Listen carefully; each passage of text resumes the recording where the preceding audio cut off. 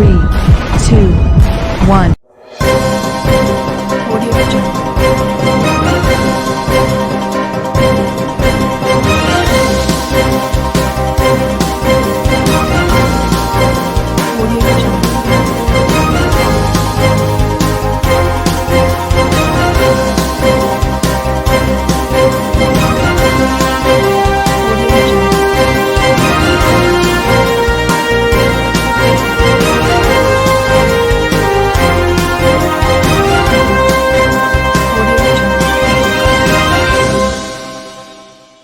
नमस्कार, मैं हूं नरेश राघानी और आप देख रहे हैं हॉराइजन न्यूज। अनलॉक 5 की गाइडलाइन में बदलाव होते ही शुरू हुए धार्मिक आयोजन। शारदीय नवरात्र की अष्टमी पर जगह जगह हुए माता के जागरण। प्रदेश में कोरोना संक्रमण का विस्तार कम होने के साथ ही राज्य सरकार ने अनलॉक 5 के तहत अनेक प्रकार की छूट देते हुए नई गाइडलाइन जारी की है, जिसमें किसी भी धार्मिक सामाजिक आयोजन में 200 लोगों के शामिल होने की अनुमति दी गई है। वहीं गाइडलाइन के अनुरूप कार्यक्रमों के आयोजन की अनुमति देने के आदेशों के बाद शारदीय नवरात्र के दौरान माता भक्तों में हर्ष की लहर दौड़ गई। नवरात्र की अष्टमी पर अनेक स्थानों पर माता रानी के जागरण आयोजित कर माता रानी को रिझाया गया।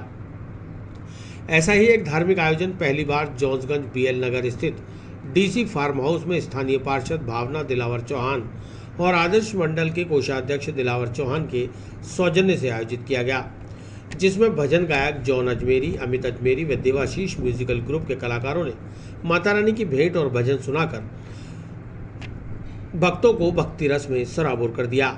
इस कार्यक्रम में दक्षिण विधायक अनिता बघेल और उप महापौर नीरज जैन अतिथि के तौर पर शामिल हुए, जिनका चौहान परिवार की ओर से अभिनंदन किया गया।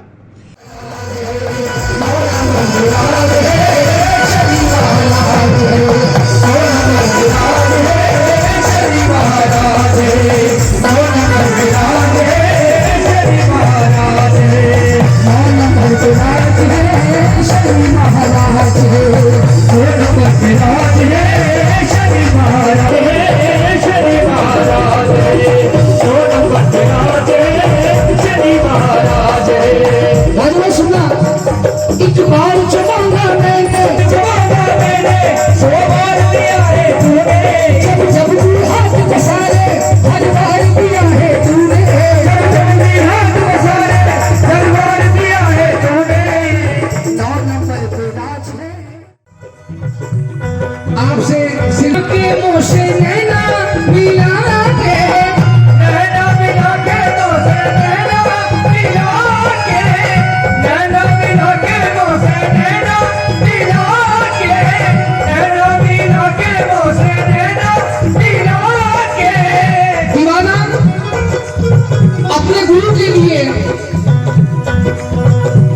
अपने भगवान के लिए, अपने मालिक के लिए कह रहा है, एक सिमर काली एक हंसी है, एक सिमर काली एक हंसी है, एक सिमर काली एक हंसी है, एक सिमर काली एक हंसी है। आपके जैसा कोई नहीं है, छाप भी लगे सब छीनी रे रोशनी नैना छाप भी लगे सब छीनी रे रोशनी। आज विशाल माता का जगराता यहाँ पर हमारे साथी छोटे भाई दिलावर भाई ने करवाया और इसका पुण्य लाभ कमाने के लिए हम यहाँ से इकट्ठे हुए हैं।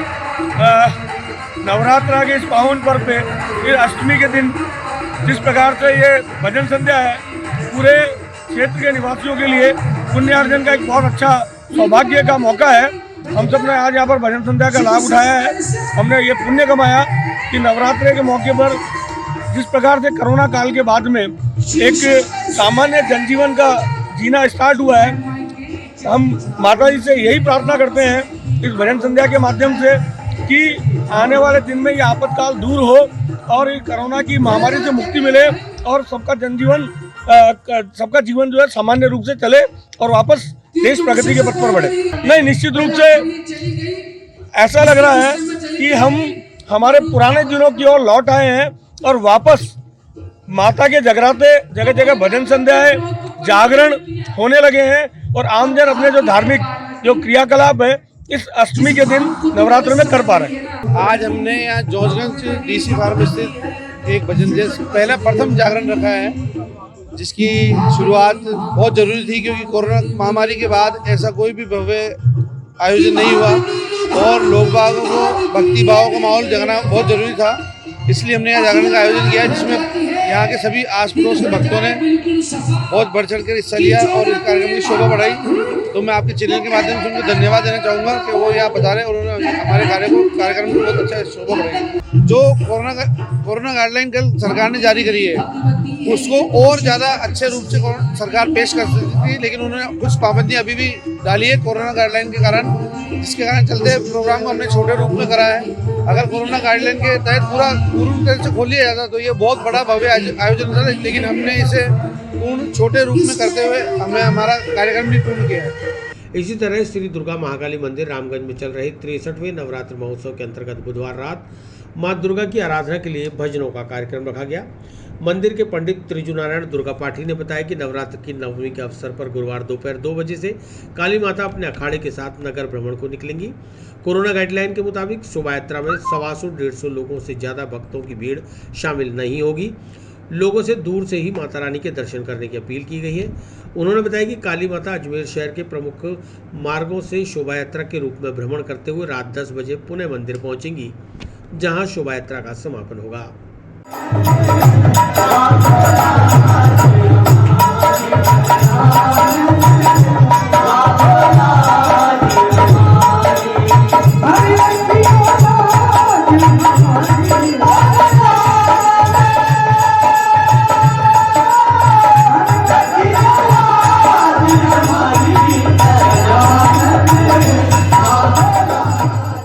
सभी नगरवासियों का हार्दिक स्वागत करता हूँ। वह 63वें नवरात्रि महोत्सव की हार्दिक शुभकामना देते हुए यह जानकारी देता हूँ कि आज भगवती के मंदिर में नवरात्रि जागरण पूरे कोविड नियम के अनुसार किया गया और उसी के साथ अनेकों भक्तों ने भाग लेकर के अपने सोशल डिस्टेंसिंग की पालना करी, जिसके अनुसार भगवती का गुणगान किया गया और भगवती से ये प्रार्थना की गई कि हे मातेश्वरी, इस तरह की महामारी हमारे देश में और हमारे विश्व में कभी ना आवे। भगवती से ये पुण्य प्रार्थना है कि सभी को जीवन को सुरक्षित और सुनिश्चित करके चलें। माँ भगवती सभी के मनोरथ पूर्ण करे। कहिए जय माई। कल दोपहर 2 बजे भगवती अपने शोभायमान रथ पर विराजमान होकर अखंड कालिका प्रचंड के नृत्य के साथ नगर भ्रमण के लिए दोपहर 2 बजे प्रस्थान करेंगी, जिसमें कोविड नियम की पालना करते हुए सोशल डिस्टेंसिंग आदि रखी जाएगी और उसी के अनुसार पूरे नगर भ्रमण शहर के प्रमुख मार्गों से रामगंज, आशागंज, चटाई मोहल्ला, कैबनपुरा, मदार गेट, गांधी भवन चौराहा, अलवर गेट, नगरा, बिहारीगंज और जॉन्सगंज होती हुई पुनः रात्रि 10 बजे से पूर्व मंदिर में आकर इस कार्यक्रम का समापन किया जाएगा। मैं पुनः सभी नगरवासियों को हार्दिक शुभकामनाएं देता हूँ। माँ भगवती आपके सभी मनोरथ पूर्ण करे। कहिए जय माई। इसी तरह सम्राट पृथ्वीराज चौहान राजकीय महाविद्यालय स्थित दुर्गा माता देवालय में पंडित तरुण कुमार शर्मा के आचार्यत्व में मां दुर्गा अष्टमी की विधिवत पूजा अर्चना की गई। इस मौके पर महाविद्यालय प्राचार्य दीपक मेहरा सहित कॉलेज स्टाफ भी मौजूद रहा। पंडित तरुण कुमार शर्मा ने बताया कि 9 दिनों तक मां दुर्गा की पूजा अर्चना करने से धन धान्य की वृद्धि होती है, साथ ही कष्टों का नाश होता है। आज अष्टमी पर माता को अष्टभोग समर्पित कर सुख, शांति, समृद्धि व शांति की कामना की गई। उन्होंने वैश्विक महामारी कोरोना और मौसमी बीमारी से निजात दिलाने के लिए भी मां दुर्गा से प्रार्थना की। आज भगवती जगदम्बा दुर्गा देवालय में जीसीए में माँ दुर्गा का प्रतिवर्ष आशोचोत नवरात्रों में मंगल पर्व मनाया जाता है। इस दिन इस मूर्ति की स्थापना 1996 में श्री सुनील शेखावत द्वारा कराई गई थी। उस प्रतिरूप में प्रत्येक अष्टमी को भगवान का नैनेराम श्रृंगार होता है, भव्य आरती होती है और जो दुर्गा सप्तचंडी का महायज्ञ का पूजन चलता है वे पूजन किया जाता है। इस पूजन में आज हमारे राज्य के महाविद्यालय के प्राचार्य श्री दीपक जी मेहरा से पत्नी से परिवार और पूरा स्टाफ आज मंगल पूजन में विराजमान रहे। भगवती पूर्ण होती हुई और भगवती को अष्टभोग लगाए जाते हैं। इसमें सभी विशिष्ट अतिथि पधारे। इसमें भगवती को अष्टभोग में और नव दुर्गा रूप में भोग लगाए जाते हैं और माता से प्रार्थना की जाती है कि मातेश्वरी सुख और समृद्धि का, अन्न और धन का, लक्ष्मी का भंडार भरकर सब मनोकामनाओं का सिद्धि को पूर्ण करो। और जो देश में, राज्य में महामारी आ रही है, रोग आ रहे हैं, व्याधि आ रही है, कष्ट आ रही है, उन सब कष्टों का आप संहार करने वाली हो, सब रोगों को हरने वाली हो। तो हे भगवती जगदम्बा, सब रोगों को नाश कर कर मंगल मनोकामना को पूर्ण करो। ऐसे भगवती दुर्गा सप्तमी से पूजन के रूप में भगवान से प्रार्थना की गई। दिल्ली में पकड़े गए आतंकी मोहम्मद अशरफ उर्फ अली के अजमेर में संबंधों की जांच की मांग। राष्ट्रीय बजरंग दल ने प्रधानमंत्री के नाम कलेक्टर को सौंपा ज्ञापन। राष्ट्रीय बजरंग दल जिला अजमेर विभाग चित्तौड़ प्रांत के विभागाध्यक्ष एडवोकेट पंडित किशन शर्मा के नेतृत्व में बजरंग दल कार्यकर्ताओं ने गुरुवार को जिला कलेक्ट्रेट पहुंचकर कलेक्टर प्रकाश राजपुरोहित को प्रधानमंत्री नरेंद्र मोदी के नाम ज्ञापन सौंपा। पंडित किशन शर्मा ने बताया कि वर्ष 2004 से 2021 15 वर्षों तक भारत में स्लीपर सेल के रूप में पाकिस्तानी खुफिया एजेंसी ISI का एजेंट मोहम्मद अशरफ उर्फ अली दिल्ली में NIA के द्वारा 11 अक्टूबर को गिरफ्तार किया गया। राष्ट्रीय बजरंग दल की मांग है कि अजमेर और भारत में रहने के दौरान उसका सहयोग करने वाले सभी लोगों पर राष्ट्र विरोधी गतिविधि में लिप्त होने की जांच NIA करे और आरोपियों को फांसी की सजा दी जाए। उन्होंने बताया कि दिल्ली में पकड़ा गया आतंकी मोहम्मद अशरफ वर्ष 2004 में बांग्लादेश की सीमा से भारत में घुसा और सीधा अजमेर आ गया। वह 2 वर्षों तक दिल्ली गेट मस्जिद में मौलवी बनकर रहा और मुस्लिम बाहुल्य क्षेत्रों में समय व्यतीत करता रहा। इस दौरान उसका सहयोग करने वाले हवाला कारोबारी, ई-मित्र संचालक व मस्जिद मदरसों के मौलवी सहित अन्य सहयोगियों के विरुद्ध राष्ट्र विरोधी गतिविधियों में लिप्त होने का आरोप लगाकर मुकदमा दर्ज कर जाँच की जाए। आज अंतर्राष्ट्रीय हिंदू परिषद राष्ट्रीय बजरंग दल के माध्यम से हम जिलाधीश मोती के द्वारा माननीय प्रधानमंत्री को ज्ञापन सौंप रहे हैं, जिसमें 2004 से 2021 तक जो 11 अक्टूबर में जो दिल्ली में जो आतंकवादी मोहम्मद अशरफ पकड़ा गया है, उसको 2 वर्ष अजमेर में भी वो दिल्ली गेट मस्जिद में मुल्ला मौलवी बनकर रहा है। इस विषय को ध्यान में रखते हुए प्रशासन को जितने भी ई-मित्र संचालक है, हवाला कारोबारी है और जितने भी उसके सहयोगी है, सारे मदरसे और जितने भी राष्ट्र विरोधी ताकतें हैं और जो भारत को एकता, प्रभुता और अखंडता को तोड़ने की जो कोशिश कर रहे हैं, उन सबको इसमें NIA की जांच में शामिल किया जाए और पाकिस्तान की ISI के जो जितने भी एजेंट है, अजमेर में दिल्ली गेट है और अंदरकोट है, जितने भी क्षेत्र है मुस्लिम बाहुल्य क्षेत्र, उसमें जितने भी जो बाहरी बांग्लादेशी आदमी है उनकी प्रशासन के द्वारा NIA के द्वारा जांच की जाए और उनको आरोपी बनाया जाए और उनको फांसी की सजा दी जाए। आदर्श नगर थानांतर्गत गरबा देखने गई नाबालिग को बहला फुसलाकर भगा ले जाने का मामला। नाबालिग के पिता ने आम का बेरा निवासी अशोक पर लगाया आरोप। बुधवार को आदर्श नगर थाने में अपनी नाबालिग बेटी को बहला फुसलाकर भगा ले जाने के मामले में एक पिता ने मुकदमा दर्ज कराया है। थाने के ASI शिवराज ने बताया कि प्रार्थी ने रिपोर्ट में बताया कि उसकी नाबालिग पुत्री 12 अक्टूबर की रात 9:30 बजे गरबा देखने गई थी। वापसी में आम का बेरा निवासी अशोक नामक युवक उसको बहला फुसलाकर अपने साथ भगा ले गया। इस मामले में आरोप पंजीकृत कर लड़का लड़की की तलाश की जा रही है। कल दिनांक 13/10/2021 को शाम को एक मुकदमा दर्ज हुआ। किसी नाबालिग बच्ची को बेला फुसलाकर गरबा देखने गई थी। 12 तारीख की घटना है। 12/10/2021 को रात्रि 9:30 बजे बाद गरबा के घर जा रही थी, जिसको अशोक नाम का लड़का है, आम वाला बेरा माखूपुरा का रहने वाला है। बच्ची को बेला फुसला के भगा के ले गए, जिसका प्रकरण दर्ज हुआ। प्रकरण दर्ज करके अनुसंधान जारी है और आरोपी की तलाश जारी है। अलवरगेट थाने में सेल्समैन पर 5 लाख रुपए की धोखाधड़ी का मुकदमा दर्ज। जैन टेक्नोक्रेट के संचालक ने सेल्समैन जीतू के खिलाफ कार्रवाई की मांग। अलवरगेट पर जैन टेक्नोक्रेट के नाम से मोबाइल एसेसरीज की शॉप चलाने वाले संचालक दीपक जैन ने अलवरगेट थाने पर प्रस्तुत होकर एक रिपोर्ट दर्ज कराई। जैन ने सेल्समैन पर धोखाधड़ी का मामला दर्ज कराया है। अलवरगेट थाना प्रभारी सुनीता गुर्जर ने बताया कि दीपक जैन द्वारा दी गई रिपोर्ट में आरोप लगाया गया कि उसके यहाँ जीतू नामक सेल्समैन उससे मोबाइल एसेसरीज ले जाकर अलग अलग जगह माल सप्लाई करता है, जिस पर लगभग 5 लाख रुपए की देनदारी हो गई है। जब उससे पैसों का तकाजा किया जाता है तो वह टालमटोल कर रहा है। कोरोना काल से लगातार पैसे देने में आनाकानी करने की वजह से उस पर आर्थिक संकट आ गया है। इस प्रकरण पर मुकदमा दर्ज कर आरोपी जीतू की तलाश की जा रही है। दीपक जैन है जो भूतिया हलवाई के ऊपर जैन टेक्नोक्रेट के नाम से दुकान चला रहा है। उन्होंने उपस्थित थाना होकर के कल एक रिपोर्ट दी, जिस पर बताया कि एक जीतू नाम का लड़का जो सेल्समैन का कार्य करता है, वो मोबाइल की एसेसरीज, मोबाइल वगैरह कुछ सामान है उनके यहाँ से ले जाता है और कहीं बाहर मतलब बेचता है। वो कुछ जो सेल्समैन है उसने सामान तो इनसे ले लिया और किसी को बेच भी दिया, ना तो उसके पैसे देता है और ना रसीद वगैरह उसको कुछ प्रोवाइड करा रहा है।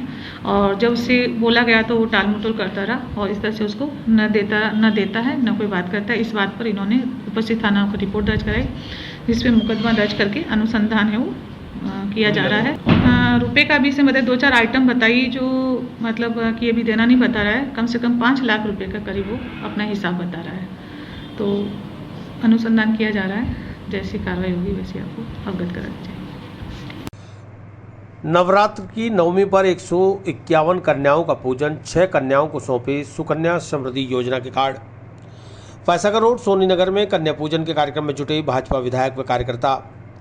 शारदीय नवरात्र की महानवमी पर गुरुवार को उत्तर विधायक वासुदेव देवनानी के आतिथ्य में फैसागर रोड सोनी नगर में विशाल कन्या पूजन का कार्यक्रम आयोजित किया गया, जहां विधायक वासुदेव देवनानी, शहर महिला मोर्चा जिला अध्यक्ष भारती श्रीवास्तव, पार्षद ज्ञान सारस्वत, रमेश सोनी, अनीश मोयल सहित कई भाजपा कार्यकर्ताओं ने 151 कन्याओं का पूजन कर उन्हें भोज कराकर उनका आशीर्वाद प्राप्त किया।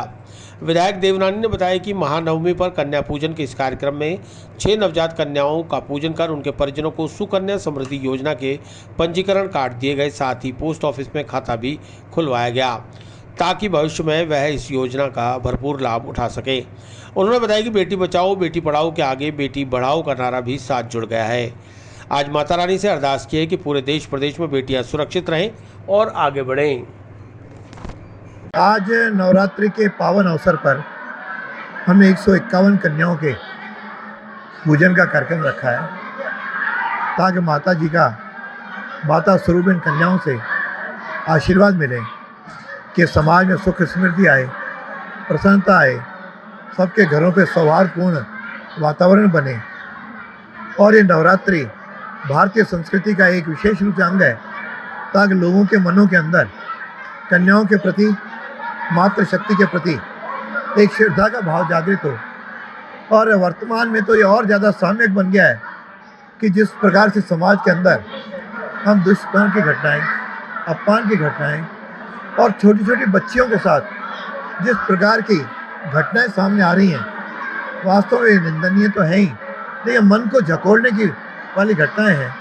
ऐसे समय में नवरात्रि के इस पावन अवसर पर माता जी से आशीर्वाद मांगते हुए इन कन्याओं का हम लोग पूजन कर रहे हैं, ताकि इससे एक समाज में जागरण भी उत्पन्न हो और हम सब लोग मिलकर के मातृशक्ति से नमन भी करें, आशीर्वाद भी लें और हम सब लोग मिल कर के इस अजमेर को कम से कम इस प्रकार का एक वातावरण बनाएं जिसमें हर महिला, हर बच्ची अपने आप को सुरक्षित अनुभव कर सके। आज हमने यहाँ पर इस दृष्टि से 6 कन्याओं की सुकन्या स्मृति योजना के तहत पोस्ट ऑफिस में खाते भी खुलवाए हैं, ताकि इन बच्चियों का भविष्य में एक सुरक्षित रह सके और इनके परिवार भी अपने आप को इन बच्चों को सुरक्षित अनुभव कर सके, ताकि घरों पे ये भावना ना आए कि बच्ची कैसे पैदा हो गई।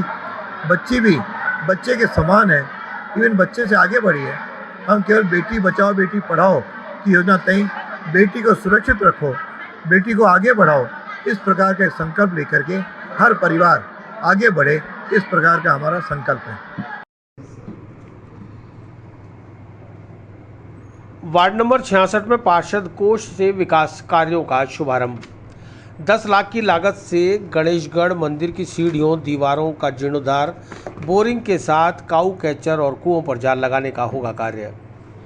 वार्ड नंबर 66 में पार्षद कोष से स्वीकृत 10 लाख रुपए की लागत से कराए जाने वाले विकास कार्यों का शुभारंभ रामनवमी के पावन अवसर पर उत्तर विधायक वासुदेव देवनानी, महापौर ब्रजलताहाड़ा व स्थानीय पार्षद उप महापौर नीरज जैन के द्वारा शास्त्री नगर गणेशगढ़ मंदिर की सीढ़ियों से शुरू किया गया, जहां विधिवत पूजा अर्चना के साथ जीर्णोद्धार और निर्माण कार्यों का शुभारंभ किया गया। क्षेत्रीय पार्षद उप महापौर नीरज जैन ने बताया कि भाजपा शासन लगातार विकास कार्यों को कराने में विश्वास रखता है। इसी को लेकर पार्षद फंड से 10 लाख रुपए द्वारा महिला स्नानागार की मरम्मत, इलाके में काऊ कैचर, कुओं पर जाल लगाने सहित मिसलेनियम कामों को पूरा कराया जा रहा है। इसी के तहत बोरिंग भी कराई जाएगी व गणेशगढ़ मंदिर की सीढ़ियों व दीवारों का जीर्णोद्धार भी कराया जाएगा। आज वार्ड 66 में हमारे जो पार्षद निधि से 10 लाख के जो मिसलेनियस काम है, विविध काम उसमें होने हैं, उसका उद्घाटन हमारे विधायक वासुदेव जी देवनानी ने किया। साथ में हमारे पार्षद साथी कपिल सारस्वत जी, हमारे भाजपा के कार्यकर्ता यहाँ पर मौजूद रहे। इन कामों में गणेशगढ़ स्थित जो बाथरूम है पुराना, बहुत लंबे समय जीर्ण शीर्ण था और वहाँ की दीवार टूट गई थी, खड्डा हो गया था, उसका रिपेयरिंग का काम, बोरिंग का काम, हरिनगर और दातानगर में जो कुएं हैं उन पे जाल लगने का काम, शास्त्री नगर में काऊ कैचर लगने का काम, इस प्रकार के मिसलेनियस काम जो कि छोटे छोटे काम, कई जगह नालियों की रिपेयरिंग है, इस तरह के काम लिए हैं जो आने वाले समय में हमारे यहाँ की जनता को राहत देंगे और लगातार विकास के कामों को हम करवाते रहे वार्ड में। आने वाले दिनों में और भी काम जल्द से जल्द यहाँ की जनता की समस्या के समाधान की करवाएंगे। गणेशगढ़ मंदिर पे वृक्षारोपण का कार्यक्रम तो किया ही, पीपल का वृक्ष जो कि हमारा सभी पवित्र वृक्ष होता है वो लगाया हमारे विधायक महोदय ने। साथ ही यहाँ पर बोरिंग नई लगवाने का काम करवा रहे। यहाँ के बाथरूम जो बने हुए हैं वो बहुत पुराने जीर्ण शीर्ण अवस्था में हो गए, उनका रिपेयरिंग का काम, दीवारें यहाँ की टूट गई है, उन दीवारों को चार दीवारी बनवाने का काम और सीढ़ियों का रिपेयर का काम, ये काम गणेशगढ़ पे। इसके अतिरिक्त शास्त्री नगर में काऊ कैचर लगाने का काम, दातानगर और हरिनगर के अंदर कुएं का जाल लगा करके सफाई कराने का काम, ये काम भी इसमें शामिल है। इस मौके पर विधायक वासुदेव देवनानी और उपमहापौर नीरज जैन ने गणेशगढ़ मंदिर के बाहर पीपल का वृक्ष लगाकर पर्यावरण संरक्षण का संदेश भी दिया। देवनानी ने रामनवमी के अवसर पर सभी शहरवासियों में वार्ड 66 के लोगों को रामनवमी की शुभकामनाएं देते हुए वार्डवासियों का आभार जताया। विकास जो कि भारतीय जनता पार्टी के पर्याय है, उसके तहत आज वार्ड 66 में पार्षद के कोटे से 10 लाख रुपए की लागत से वार्ड के अंदर विभिन्न कार्यों का आज श्री गणेश किया है, जिसमें गणेशगढ़ जाने वाली कुछ सीढ़ियों का निर्माण, साथ में यहाँ पर कुछ जगह कुएं गंदे पड़े हैं उस पर जाल बिछाना, कुछ यहाँ पे महिला का स्नानाघर है उसकी रिपेयर है, से लेकर के विभिन्न गलियों में विभिन्न प्रकार के रिपेयर के काम इस कोर्स से किए जाएंगे, जिसकी जनता की काफ़ी समय से डिमांड थी।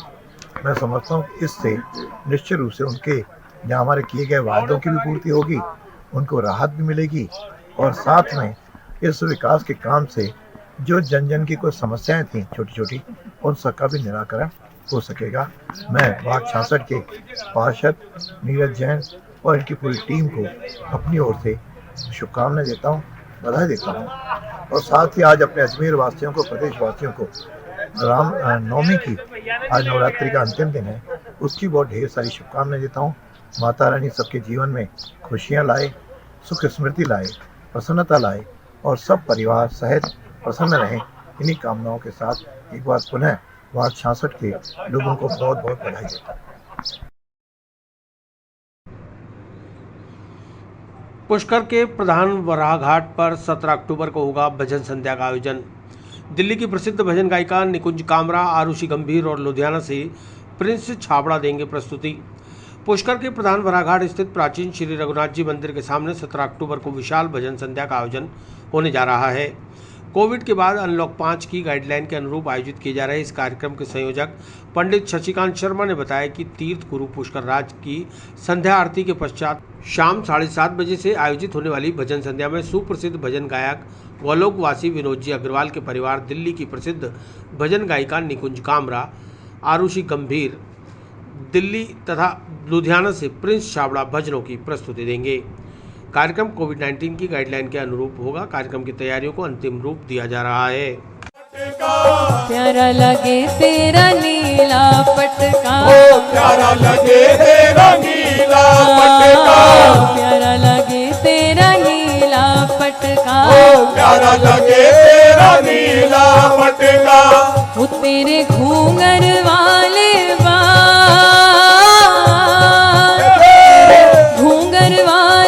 बाल, तू इतना ना करियो श्रृंगार, तो लग जाएगी प्यारे, नजरे तो है लग जाएगी, ओ प्यारे, नजरे तो है लग जाएगी, हाँ प्यारे, नजरे तो है लग जाएगी। ओ मेरे बाके बिहारी लाल, मेरे बाके बिहारी लाल, तू इतना ना करियो श्रृंगार, तो लग जाएगी प्यारे, नजरे तो है लग जाएगी, प्यारे नजरे तोहे लग जाएगी, ओ प्यारे नजरे तोहे लग जाएगी। हाँ तेरी कमरिया पे मन मोरा अटका, ओ तेरी कमरिया पे मन मोरा हाँ, तेरी कमरिया पे मन मोरा अटका, ओ तेरी कमरिया पे मन मोरा अटका। प्यारा लगे ते 17 अक्टूबर के दिन शाम को 7:30 बजे पुष्कराज की आरती के पश्चात जो आप देख रहे हैं फॉरेस्ट, इस जगह भजन संध्या का कार्यक्रम रखा गया है। इसमें श्री विनोद अग्रवाल जी के परिकर निकुंज कामरा दिल्ली से, आरुषि गंभीर दिल्ली से और प्रिंस छाबड़ा लुधियाना से तीनों पधारेंगे और भजनों की प्रस्तुति देंगे। पुष्कराज को रिझाएंगे ठाकुर जी को और कोरोना गाइडलाइन की पूरी पालना की जाएगी। इसलिए घाट पे कार्यक्रम रखा है कि खुली जगह है और सोशल डिस्टेंसिंग में लोग वहाँ बैठ सके, किसी को कोई आपत्ति कोई परेशानी न हो। आप सभी पधारें, भजन संध्या का आनंद लें। जय श्रीमन्नारायण, जय पुष्कराज की। बेटी बचाओ, बेटी पढ़ाओ, बेटी बसाओ और बेटी बढ़ाओ के नारे के साथ हस्ताक्षर अभियान, बेटियों के प्रति समाज में जागरूकता फैलाने के लिए भारत विकास परिषद अजमेरू का प्रकल्प। भारत विकास परिषद अजमेरू मुख्य अजमेर द्वारा प्रांतीय आह्वान पर शारदीय नवरात्र के पूरे 9 दिनों तक विभिन्न सेवा प्रकल्पों के आयोजन किए गए। इसी कड़ी में बुधवार को नवरात्र की महाअष्टमी के अवसर पर भारत विकास परिषद द्वारा हस्ताक्षर अभियान चलाकर बेटियों के प्रति समाज में जागरूकता फैलाने का प्रयास किया गया। भारत विकास परिषद अजमेर शाखा के शाखा सचिव अनुपम गोयल और महिला प्रमुख डॉक्टर नेहा भाटी ने बताया कि नवरात्र में 9 दिनों तक किए गए अलग अलग प्रकल्पों में आज हस्ताक्षर अभियान चलाकर बेटियों के प्रति समाज में जागरूकता फैलाई जा रही है। बेटी बचाओ, बेटी पढ़ाओ, बेटी बसाओ और बेटी बढ़ाओ के नारे के साथ समाज के जागरूक लोगों के हस्ताक्षर कराए जा रहे हैं। वंदे मातरम। भारत विकास परिषद अजमेरू शाखा द्वारा आज एक ये अष्टमी के दिन बेटी बचाओ, बेटी बढ़ाओ, बेटी को और बेटी बसाओ, ये अभियान आज हस्ताक्षर अभियान आज किया गया है। भारत विकास परिषद प्रांत द्वारा ये 9 दिवसीय एकम से लेकर 9वीं तक 9 दिवसीय एक बेटी बचाओ बेटी बढ़ाओ के ऊपर एक कार्यशाला रखी गई है, जिसके अंदर 9 दिन के अंदर विभिन्न प्रकार की एक्टिविटी की गई थी, जिसके अंदर आज हस्ताक्षर अभियान है। इनके तहत हमने आसपास के गांव के अंदर बच्चियों को पाठ्य सामग्री वितरित करी है और जो हॉस्पिटल्स हैं जो नव कन्या हुई उनको हमने उनका सम्मान किया हमने। और इस कार्यक्रम का उद्देश्य ये है कि अधिक से अधिक हमें जागरूकता फैलाएं कि बेटे और बेटी को दोनों को समान पहुंचे। जैसे हम हमारे बेटों की परवरिश करते हैं वैसे ही हम हमारी बेटियों की परवरिश भी करें। ये जो आज हस्ताक्षर अभियान के अंदर हमारा ये जो आज हमने करा है, इसको ये जो हमारा बैनर है, इस बैनर को हमारा भारत विकास परिषद भवन जो कि पंचशील के अंदर विशाल नगर के अंदर स्थित है, वहाँ पे इसको हम विद फ्रेम करके वहाँ पे लगाएंगे और लोगों को बताएंगे कि हमारे इतने लोगों को हमने जागरूकता करेंगे। जी, आज जैसे कि दुर्गाष्टमी के दिन भारत विकास परिषद अजमेरू शाखा द्वारा हमने हस्ताक्षर और संकल्प का आज इस प्रोग्राम के बैनर के तहत हमने लोगों से आग्रह और निवेदन दोनों करा है कि जैसे कि भ्रूण हत्या आजकल बहुत ज़्यादा आप लोगों को सुनने में आ रही होगी, तो हम लोगों से रिक्वेस्ट करा कि भ्रूण हत्या के अगेंस्ट में मतलब विरोध ये करें और साथ ही साथ बच्चों को प्रॉपर एजुकेशन और उनको इतना मजबूत उनको प्रॉपर पढ़ाइए कि अपने पैरों पर खड़े हो सके और अपने भविष्य को अच्छे सुचारू रूप से पूरा ये कर सके बड़ा। जी, ये हमारे जो प्रांत के जो लोग हैं, ये इसकी फ़ोटो हम लोगों को वहाँ पे भेजी जाएगी, उनको बताया जाएगा कि हाँ काफ़ी लोगों ने यहाँ पे बहुत सारा हस्ताक्षर बहुत सारा सहयोग भी दिया हम लोगों को यहाँ पे। इस चीज़ का उद्देश्य तो यही है कि काफ़ी लोगों को जागरूकता फैलाएं, बेटी को बचाएं, बेटी बचाओ, बेटी पढ़ाओ, बस यही हमारा उद्देश्य है। सबसे कम उम्र के fashion show organiser Shams Tabrez Rathore ने परिवार के साथ की दरगाह ज़ियारत। मुंबई में होने वाले फैशन शो की कामयाबी के लिए फूल चादर पेश कर मांगी दुआ। सूफी संत ख्वाजा मोइनुद्दीन हसन चिश्ती की दरगाह में सबसे कम उम्र के fashion show organiser Shams Tabrez Rathore ने अपने परिवार के साथ बारगाह ख्वाजा में मखमली चादर और अकीदत के फूल पेश कर दुआ मांगी। दरगाह ज़ियारत के दौरान शम्स तबरेज़ राठौड़ ने बताया कि इस अनोखे शो का कॉन्सेप्ट हमने तब तैयार किया जब हमने गोवा में एक फैशन शो में भाग लिया।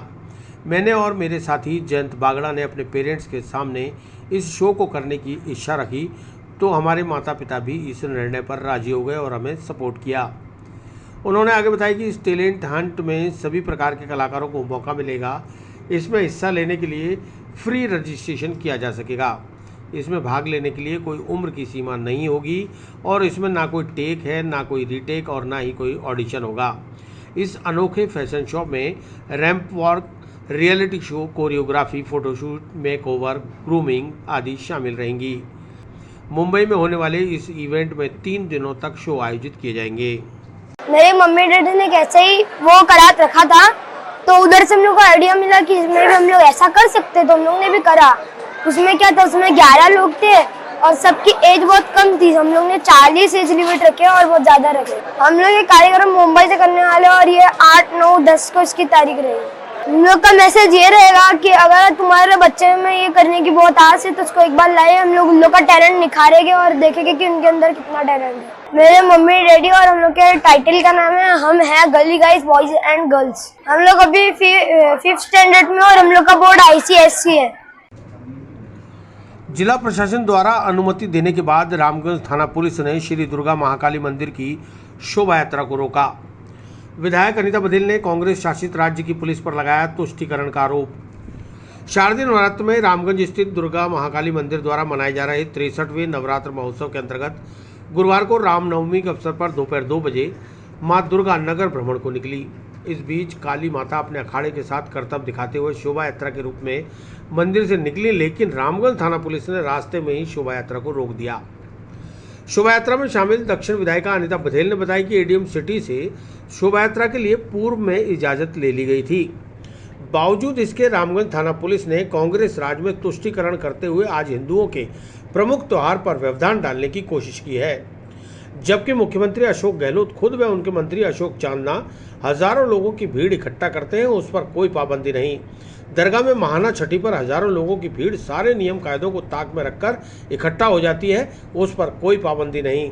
लेकिन 100-125 लोगों के इस धार्मिक जुलूस को रामगंज थाना पुलिस रोककर क्या साबित करना चाहती है? देखिए, पिछले 60-62 वर्षों से काली माता न्यू गोविंदगढ़ रामगंज की ओर से सवारी निकाली जाती है और पूरे देश भर में, बंगाल में पंडाल सज रहे हैं, दरगाह में लोग जायरीन आ रहे हैं, हजारों की संख्या में आ रहे हैं, लेकिन आप जुलूस नहीं निकाल सकते ऐसे। आज नवमी के दिन प्रतिबंधित किया गया, जबकि इससे पूर्व में हमने अनेक पत्र दिए हैं, एडीएम सिटी को दिया है, एसपी साहब को दिया है, उन्होंने इससे पहले कोई मनाही नहीं करी। लेकिन अब अचानक से आज पुलिस आकर के कहती है कि इसको रोक दो जुलूस को।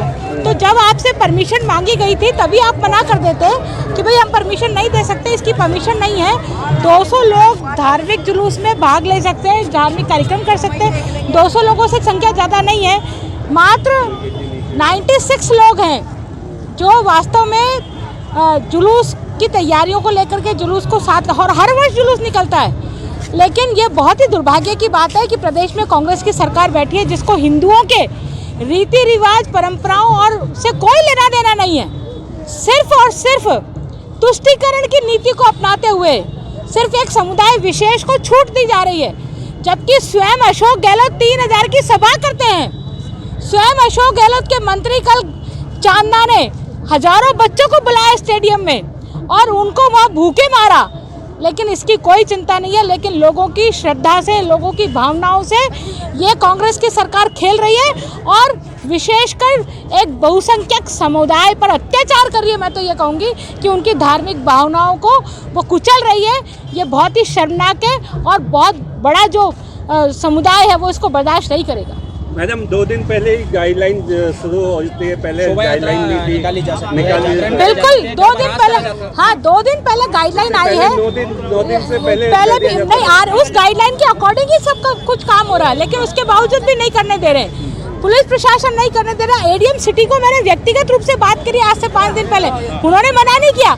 लेकिन अब अचानक से रामगढ़ थाने, हाँ बिल्कुल, रामगढ़ थाने से पुलिस आती है और मना करती है कि हम ये काम नहीं करने देंगे। आपने पहले हाँ भर दी? बिल्कुल हाँ, पहले कहा था कि आप कर लीजिए कार्यक्रम की कोई मनाही नहीं है। उन्होंने तो बिल्कुल नई गाइडलाइन दी कि नई गाइडलाइन में आप 200 लोगों की संख्या तक करा सकते हैं। लेकिन कल देखिए ना, महान छठी के अवसर पर कितने लोग इकट्ठा हुए थे दरगाह में, उसको रोकने वाला कोई नहीं है। पर यहाँ मुश्किल से 100-150 लोग हैं और उनको रोकने के लिए पूरा पुलिस का थाना यहाँ आ जाता है, तो बहुत ही शर्मनाक है ये। श्री दुर्गा महाकाली मंदिर के पुजारी पंडित त्रिजू नारायण दुर्गा पाठी ने बताया कि प्रशासन द्वारा की गई इस कार्रवाई से माता भक्तों की आस्था पर ठेस लगी है। यदि शोभा यात्रा नहीं निकालने की अनुमति दी तो अनुमति दी क्यों, और अनुमति दी तो फिर रोका क्यों? जबकि हमारी शोभा यात्रा में सिर्फ 96 लोग पोशाक में शामिल हैं, बाकी लोग दूर से दर्शन कर रहे हैं। ऐसे में कोविड-19 का उल्लंघन का आरोप भी निराधार है। रामगढ़ थाना पुलिस को इस पर ध्यान देना चाहिए। आज भगवती की शोभा यात्रा निकल रही है प्रशासन का आदेश के अनुसार कि भाई आपने तैयारियां करिए। हमने अपनी तैयारियां पूरी करी, उसके बावजूद प्रशासन आकर के हमको 10-15 मिनट पहले अवगत कराता है कि आप यात्रा नहीं निकाल सकते हैं। तो इस भगवती के रथ को तैयार किया, इतने लोग तैयार हैं, उसको हम कहाँ लेके जाएँ? ले जाके किसी चौराहे पे खड़ा करें या कहाँ खड़ा है? हमारा धर्म क्या है? हमारे धर्म के संग ऐसी आहत क्यों करा जा रहा है हमको? इस तरह का मैं निवेदन करूंगा सभी से कि इस तरह का आदेश अगर निकालते तो विकल्प पूरा रखें, अन्यथा मना करें इस पर। हमारी कोई तैयारी नहीं थी, हमने कोई तैयारी नहीं करी थी। एडीएम साहब के आश्वस्त करने में हमने सारी तैयारियां करी थी। तो पुनः प्रशासन के सभी अधिकारियों से हाथ जोड़ के निवेदन है कि कृपा करके इस तरह से हमारे धर्म को आहत ना करें। किस तरह से आपने तैयारियां करी थी? हमारे सारे मंदिर की सारी पोशाकें तैयार होती हैं, सारे रथ, बग्गी, तांगा, घोड़ा सब तैयारियां होती है। महायज्ञ होता है, उससे पहले इस कार्यक्रम को करने के लिए हम मतलब पूरे 1 महीने पहले से पूरे जोर शोर से तैयारियां करते हैं। तो मेरा निवेदन है कि हर बालक का, हर बच्चों का, बड़ों का आज आत्मा बहुत आहत हुई। सवारी अजमेर के सभी शहर के प्रमुख मार्गों से रामगंज, आशागंज रोड, कैवेंडसपुरा, मजार गेट, गांधीवन चौराया, आपके अलवर गेट, नगरा, बिहारीगंज होती रात्रि लगभग 9 बजे मंदिर पूरे आगमन समापन होता है कार्यक्रम का। आज किस तरह से रूट दिया गया है? आज रूट हमको एक छोटा सा कह दिया गया है कि आप जाकर के घूम करके आ जाइए। कहाँ घूम के आ जाएं? अगर हमारा यात्रा निकलती है तो हमारी यात्रा का जो मुंह होता है हमारी पूंछ पे जाके अड़ता है। तो ये आज हमारे साथ क्या है? ये सब शोभाजनक नहीं है हमारे लिए। कितनी आस्था पर ठेस पहुंची आपकी? आस्था पे आप देख रहे हैं, इतनी पब्लिक है, सबकी आस्था में ठेस पहुंची है। कम से कम हर वर्ष 800 से 1000 आदमी पीली वस्तु में होता है, मगर आज हमने केवल 96 लोगों को रखा है, केवल इसलिए कि भाई हमारे प्रशासन का पालन हो, उसके नियम का पालन हो, कोविड-19 का पालन हो। तो मैं निवेदन करूँगा कि सभी नगरवासियों से शांति बनाए रखें और धर्म का पालन करें। जय माई। रामनवमी के अवसर पर 9 नंबर पेट्रोल पंप स्थित माता मंदिर पर नवरात्र की नवमी को माता को हलवा पूरी चने का भोग लगाकर भंडारे के स्थान पर सिर्फ प्रसादी वितरित की गई। मंदिर के सेवादार राजेंद्र कुमार मिश्रा ने बताया कि हर साल मंदिर पर विशाल भंडारे का आयोजन और जागरण का आयोजन होता है, लेकिन कोरोना की वजह से इस साल भी ऐसे आयोजनों पर प्रतिबंध रहा। मंदिर पर परंपरा का निर्वहन करते हुए माता को भोग लगाकर सिर्फ प्रसाद बांटा गया।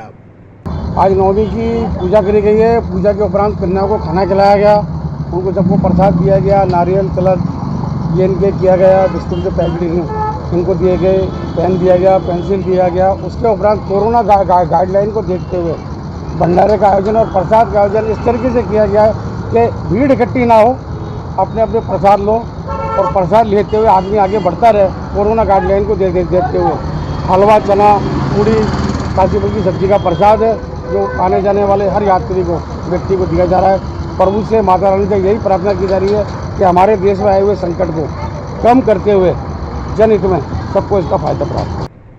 इसी तरह धोलाबट्टा विकास समिति और अजमेर युवा संस्था द्वारा रामनवमी के अवसर पर विशाल भंडारे का आयोजन किया गया।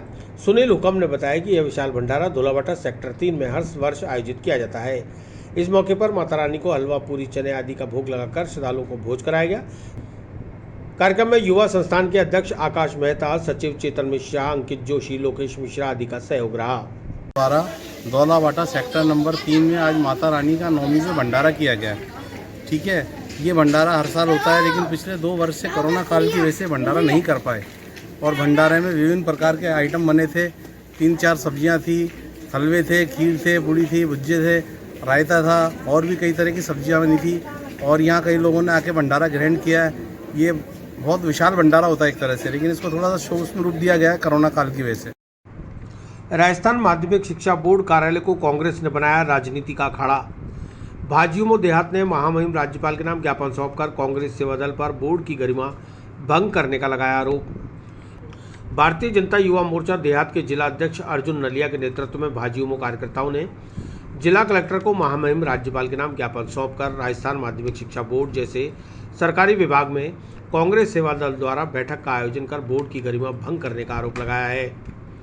नलिया ने बताया कि राजस्थान माध्यमिक शिक्षा बोर्ड कार्यालय में कांग्रेस शासनकाल के दौरान राजनीतिक गतिविधियों का होना बोर्ड की स्वच्छ छवि और निष्पक्षता पर सवाल खड़े कर रहा है। बोर्ड अध्यक्ष डॉक्टर डीपी जारोली द्वारा कुछ समय पूर्व दिए गए राजनीतिक वक्तव्य के बाद से कांग्रेस के सेवा दल द्वारा बैठक किया जाना और बैठक में भाजपा सहित आरएसएस के खिलाफ अनर्गल बयानबाजी किए जाना बोर्ड की छवि को धूमिल कर रहा है। लिहाजा महामहिम राज्यपाल तत्काल बोर्ड अध्यक्ष डॉक्टर डीपी जारोली को बर्खास्त करें और भविष्य में संवैधानिक संस्था बोर्ड में कोई भी राजनीतिक गतिविधि न हो, इसकी भी पालना सुनिश्चित कराएं। आज हमने कलेक्टर साहब को राज्यपाल जी के नाम ज्ञापन सौंपा है। आज हमने जो माध्यमिक शिक्षा बोर्ड में 12 तारीख को कांग्रेस सरकार ने अपने कांग्रेस सरकार के सेवा दल के राष्ट्रीय अध्यक्ष लालजी देसाई अजमेर आए थे। उन्होंने माध्यमिक शिक्षा बोर्ड जो कि शिक्षा का मंदिर है, उस शिक्षा के मंदिर के अंदर राजनीति करते हुए उसे राजनीति अखाड़ा बनाया। और ये कौन सा तरीका है इनका कि जहां शिक्षा मंदिर है, उस शिक्षा मंदिर के अंदर इन लोगों ने राजनीति की बैठकें, राजनीतिक कार्यक्रम किया है और वहां बैठकर इन्होंने राजनीति की फुल बढ़ चढ़कर बातें बोली है। इसके अंदर माध्यमिक शिक्षा बोर्ड के अध्यक्ष जारोली जी का भी पूरा हाथ है। जारोली जी ने अभी कुछ समय पहले स्टेटमेंट दिया था कि सतीश पुनिया जी अपने क्षेत्र से में ध्यान रखें और उन्होंने अपने स्टेटमेंट पर कांग्रेस की बात करते हुए माध्यमिक शिक्षा बोर्ड के अंदर उन्होंने कांग्रेस की बढ़िया बैठक करवाई है, बढ़िया कार्यक्रम करवाया है। तो ये शिक्षा का मंदिर है, यहाँ पे इस तरीके से कार्यक्रम नहीं चलेंगे। कांग्रेस के लोग वहाँ बैठकर अपनी बड़ी बातें कर रहे थे। उनके पिताजी की बापोती नहीं है कि वहाँ बैठकर ऐसी बातें करें।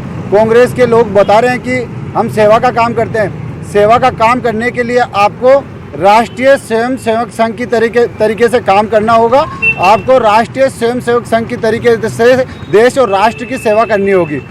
उसके साथ साथ आपको आपातकालीन में जो लोग फंसे हुए हैं उनकी सेवा करनी होगी। आपको अभी कोरोना जैसी बीमारियों के अंदर जो लोग बीमार हुए हैं उनकी सेवा करते हैं, उस तरीके से राष्ट्रीय स्वयं सेवक संघ ने जो सेवा करी है उस तरीके से सेवा करनी होगी। केवल सेवा दल नाम रखने से राष्ट्रीय सेवा दल नहीं बनता है या कांग्रेस सेवा दल नहीं बनता है। इसके लिए राष्ट्रीय स्वयं सेवक संघ की तरह काम करना होता है। जारोली जी को पता है कि अभी वर्तमान में रिट भर्ती के अंदर जो धांधली हुई है उसमें माध्यमिक शिक्षा बोर्ड ने पूरी भर्ती करवाई है। इसके अंदर कांग्रेस सरकार का पूरा हाथ है। जारोली जी ने कांग्रेस सरकार का पक्ष रखते हुए इन्होंने ये पूरी धांधली में भी जारोली जी का कहीं ना कहीं हाथ है। माध्यमिक शिक्षा बोर्ड ने अपनी भूमिका निभाई है। तो कांग्रेस सरकार ने पूरी तरीके से इस माध्यमिक शिक्षा बोर्ड को कांग्रेस का अड्डा बना लिया है। हमने आज राज्यपाल जी के नाम कलेक्टर साहब को ज्ञापन सौंपा है कि अगर भविष्य में ऐसे लोगों के खिलाफ सख्त कार्रवाई हो और जारोली जी को तुरंत प्रभाव से बर्खास्त किया जाए और बोर्ड ऑफिस में प्रशासनिक अधिकारियों को निर्देशित किया जाए कि भविष्य के अंदर कभी भी किसी भी प्रकार से राजनीतिक दृष्टि से कोई बैठक या कार्यक्रम माध्यमिक शिक्षा बोर्ड में न हो। वाल्मीकि समाज के लवली कंडारा के फर्जी एनकाउंटर की सीबीआई जांच कराने की मांग। वाल्मीकि सेना ने मुख्यमंत्री के नाम कलेक्टर को सौंपा ज्ञापन। 13 अक्टूबर को रतनाड़ा पुलिस प्रशासन द्वारा वाल्मीकि समाज के लवली कंडारा का जबरन एनकाउंटर किए जाने से पूरे प्रदेश के वाल्मीकि समाज में आक्रोश व्याप्त हो गया। इसी को लेकर गुरुवार को वाल्मीकि सेना अजमेर के जिला अध्यक्ष सुधीर वाघेला और जिला महासचिव हरीश कुमार पथरोड़ के नेतृत्व में वाल्मीकि समाज के लोगों ने जिला कलेक्ट्रेट पहुंचकर मुख्यमंत्री के नाम ज्ञापन सौंपकर वाल्मीकि समाज के लवली कंडारा के फर्जी एनकाउंटर की सीबीआई जांच कराने की मांग की है। वाल्मीकि सेना ने चेतावनी दी है कि यदि सरकार और प्रशासन ने कोई उचित कार्रवाई नहीं की तो आगामी दिनों में संपूर्ण वाल्मीकि समाज उग्र आंदोलन करेगा, जिसकी जिम्मेदारी प्रशासन और सरकार की होगी। इसलिए सीबीआई जांच कराकर मामले में लिप्त पुलिसकर्मियों को तत्काल सस्पेंड किया जाए। कल दिनांक 13/10/2021 को जोधपुर के रतननाड़ा में वाल्मीकि समाज के भाई लवली कंडारा का पुलिस एनकाउंटर कर दिया गया फर्जी रूप से, जो बहुत ही गलत है। आज हिंदुस्तान के अंदर वाल्मीकि समाज को तरह तरह के प्रताड़ित करने का प्रशासन और प्रशासन द्वारा दोनों तरफ अपना काम कर रही है, जिससे वाल्मीकि समाज के अंदर काफ़ी रोष है। लवली वाल्मीकि जो जोधपुर के थे उसको पुलिस प्रशासन ने अपने रूपरेखा के द्वारा जबरदस्ती एनकाउंटर से मारा गया, जबकि उनको पकड़ा जा सकता था और न्यायिक हिरासत में रखकर भी कार्रवाई की जा सकती थी, पर पुलिस प्रशासन जोधपुर द्वारा उसको ऐन वक्त पर मौके पर ही पकड़कर एनकाउंटर कर दिया गया, जिसके विरोध में हम आज कलेक्टर साहब को ज्ञापन देना है ताकि इसकी जांच निष्पक्ष हो सके और जांच सीबीआई द्वारा हो। हमारी वाल्मीकि सेना की तरफ से ये हम ज्ञापन कलेक्टर साहब को देने आए हैं ताकि उनकी जांच होने के से ही हमारे समाज में को राहत मिलेगी, और अगर इस पर शासन और प्रशासन ने सही रुख नहीं अपनाया तो आगामी कुछ दिनों बाद में वाल्मीकि सेना राजस्थान उग्र आंदोलन करेगी, जिसकी समस्त जिम्मेदारी शासन प्रशासन की होगी। कोविड गाइडलाइन के चलते पटेल मैदान में नहीं होगा रावण दहन। फुटपाथ पर रावण के पुतले बनाने वाले कारीगरों को है उम्मीद आमदनी हो। कोविड-19 प्रोटोकॉल के चलते राज्य सरकार द्वारा धार्मिक व सार्वजनिक आयोजन पर पाबंदी लगी हुई है, जिसके चलते नगर निगम द्वारा पटेल मैदान में मनाया जाने वाला दशहरा महोत्सव भी निरस्त कर दिया गया। अजमेर के पटेल मैदान में होने वाले मुख्य रावण दहन समारोह के नहीं होने से अजमेर के लोगों और बच्चों में निराशा है। वहीं रावण दहन के लिए सड़क किनारे फुटपाथ पर बाहर से आकर रावण के पुतले बनाने वालों को उम्मीद है अच्छी आमदनी हो जाए।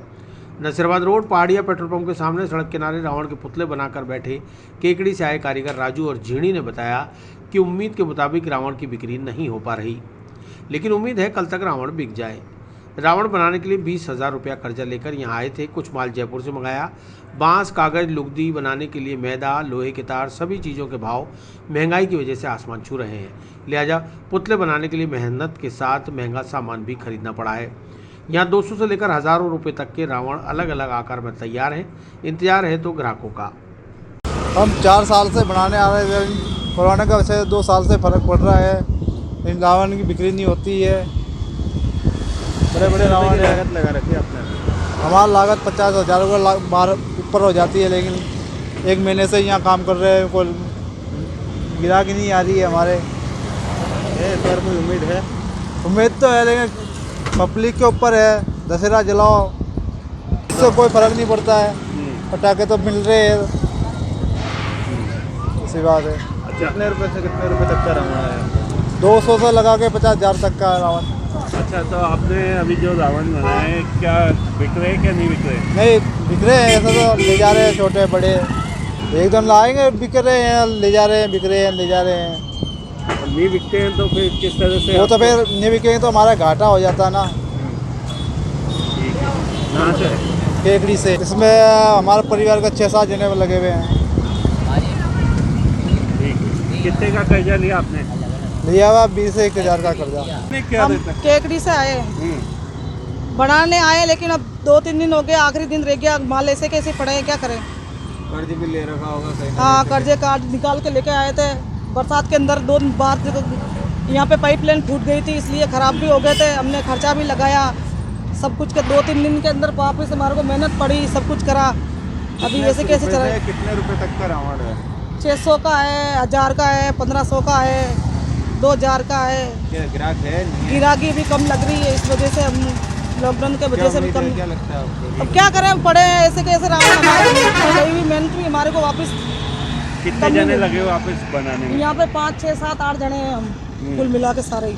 अच्छा, तो किस तरह से बनाए? और बनाए बहुत मेहनत लगती है, तार लगती है, पेपर लगते हैं, रंगील पेपर लगते हैं, जयपुर से मंगवाए हमने, यहाँ पे तो मिलते भी नहीं है। अब क्या उम्मीद है? जैसे अब उम्मीद पड़े हैं रावण वैसे के वैसे, अब मुँह में तो कुछ दिखता भी नहीं है माहौल, लेकिन देखो अभी आखिरी दिन रह गया कल का। क्या नहीं बिकेगा तो फिर सस्ते दाम में बेचेंगे? सस्ते दाम में बेचेंगे, मिले हुए तो हमारे को मेहनत तो वापस मिलनी चाहिए ना, ऐसी बात है, क्या करें फिर। मेरा नाम जीणी। विस्तार से पढ़ने के लिए लॉग इन करें horizonhinge.com। सच के साथ।